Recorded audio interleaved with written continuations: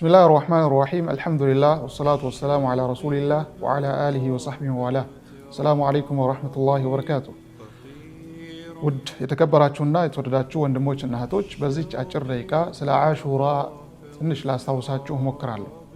እንደሚታወቀው ሙስሊሞች በየትኛውም ዘመን የትኛውም ቦታ ሆነው የአቂዳ ገመድ ያያይዛቸዋል፣ ያገናኛቸዋል።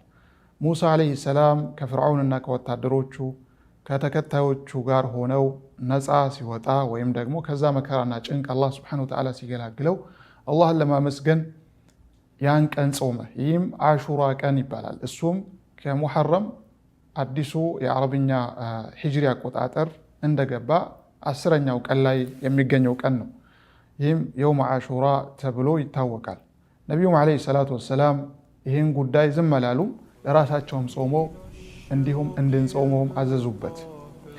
ከዛ በፊት ነቢዩ አለይሂ ሰላቱ ወሰላም በነበሩበት ዘመንም አህሉል ኪታቦች ወይም ደግሞ የሙሳ ተከታዮች ነን የሚሉት በዛን ዘመን ይጾሙ ነበር።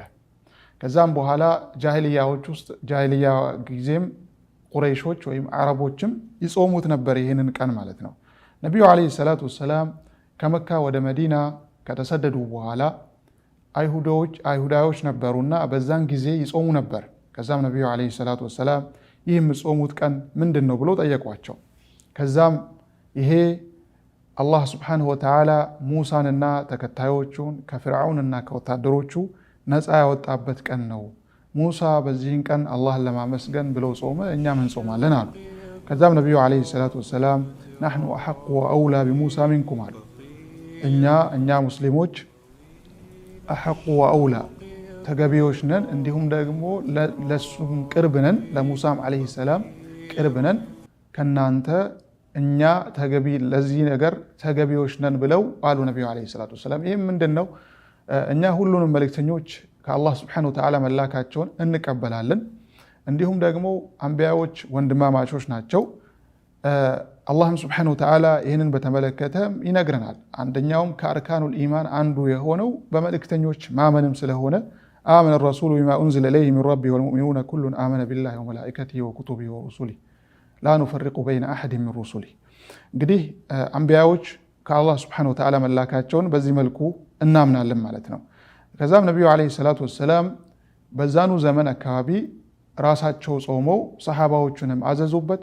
እንደውም አንዳንድ የመዲና ህዝቦች እንዲያስታውሱ ያንን ቀን እንዲጾሙ ማለት ጾመኛ ሆኖ ከቤቱ የወጣ ጾሙን እንዲቀጥል፣ አፍጥሮ የወጣ ደግሞ ቀኑን በጾም እንዲያሳልፍ የሚል ትዕዛዝን ሲያስተላልፉ ነበር ማለት ነው ነብዩ አለይሂ ሰላቱ ወሰላም።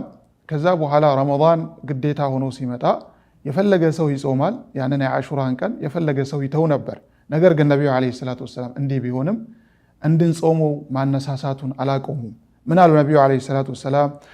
صوم يوم عاشوراء احتسب على الله ان يكفر سنه ماضيه የአሹራን ቀን ጾምን ያለፈውን አመት ወንጀል ይታበስልኛል ብዬ እተሳሰባለሁ በአላህ ላይ ብለዋል ነብዩ አለይሂ ሰላቱ ወሰላም።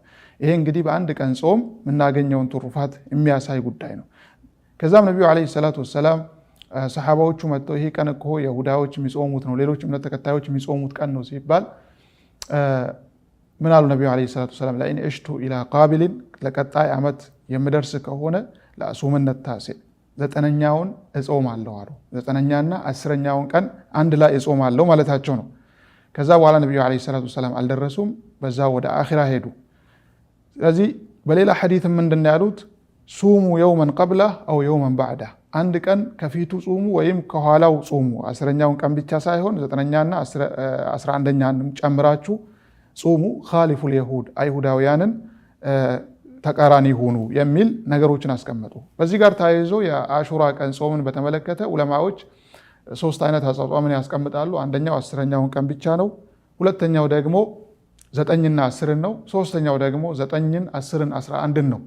ከዚህ ሁሉ ደግሞ በጣም ዑለማዎች የሚደግፉት 9ና 10ን መጾሙን ነው። ነብዩ አለይሂ ሰላቱ ወሰላም ጠንካራ ንግግርም ስላለው ማለት ነው። ነገር ግን ዑለማዎች እንዲሁ 11ን ጨምረን ብንጾም፣ ምክንያቱም አንዳንዴ የወር አቆጣጠር ከጨረቃ ጋርም ስለሚያያዝ ሊቀንስ ስለሚችል በተለያየ አይነት መልኩ ወይም ሊጨምር ስለሚችል 9ን 10ን 11ን የጾመ ሰው 10ኛውን ቀን ቢላ ሸክ አያጣምና እነዚህን ሶስቱን ቀናቶችን እንጹም፣ በጾም እናሳልፍ። አላህ ሱብሓነሁ ወተዓላ ምንዳውን ይመዝግብልን። ወሰላሙ ዓለይኩም ወረሕመቱላሂ ወበረካቱ።